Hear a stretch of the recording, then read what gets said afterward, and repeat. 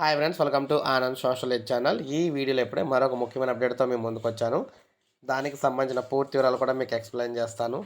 ఇక టాపిక్లోకి వెళ్ళిపోదాం మనం. రాష్ట్ర ప్రజలకు ఊహించని షాక్, గుట్టుగా షాక్.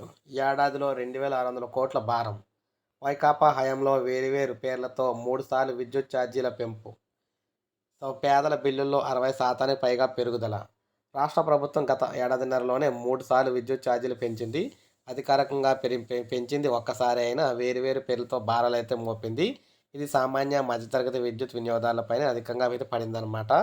సో మొత్తం మీద ఏ విధంగా పడింది ఏంటనేది ఇప్పుడు మనం చూద్దాం.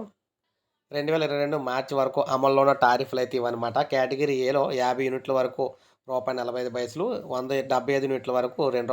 2.60. అదేవిధంగా కేటగిరీ బిలో 50 యూనిట్ల నుంచి 225 యూనిట్ల వరకు ఎంత ఉన్నాయో మీరు చూడొచ్చు. అదేవిధంగా కేటగిరీస్లో చూసుకున్నట్లయితే 50 యూనిట్ల నుంచి ఇక్కడ 500 యూనిట్లు తర్వాత కూడా ఎంతవరకు ఉందో చూడొచ్చు. అయితే 2023కి సంబంధించి మీరు చూసుకున్నట్లయితే 2022 ఏప్రిల్ నుంచి అమలవుతున్న టారిఫ్లు అయితే ఇవన్నమాట. సో 30 యూనిట్ల వరకు చూసుకుంటే రూపాయి 90 పైసలు. అదేవిధంగా 31 నుంచి 75 యూనిట్ల వరకు చూసుకుంటే రూ. 3. 75 నుంచి 76 నుంచి 120 యూనిట్లు చూసుకున్నట్లయితే రూ. 4.5.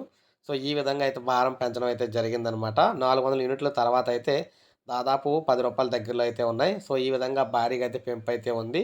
సో ఈ విధంగా 3 సార్లు పెంచి వినియోగదారులపై భారం అయితే బాగా అధికంగా పడడం అయితే జరిగిందనమాట. మనకి ఇప్పుడే ఈ అప్డేట్ అయితే రావడం జరిగింది. సో చూడాలి మరి, ఇంకాస్త పెంచితే ఇంకా చాలా ఘోరంగా ఉంటుంది. సో ప్రజెంట్ అయితే పెంచలేదు కాబట్టి అది సంతోషం అని చెప్పుకోవచ్చు. సో ఇది ప్రజెంట్ విద్యుత్ టారిఫ్లకు సంబంధించి మనకి ఏపీలోని ధరలకు సంబంధించి. ఒక లైక్ చేయండి, సబ్స్క్రైబ్ చేసుకోకపోతే మన ఛానల్ సబ్స్క్రైబ్ చేసుకొని ఫాలో అవుతానండి.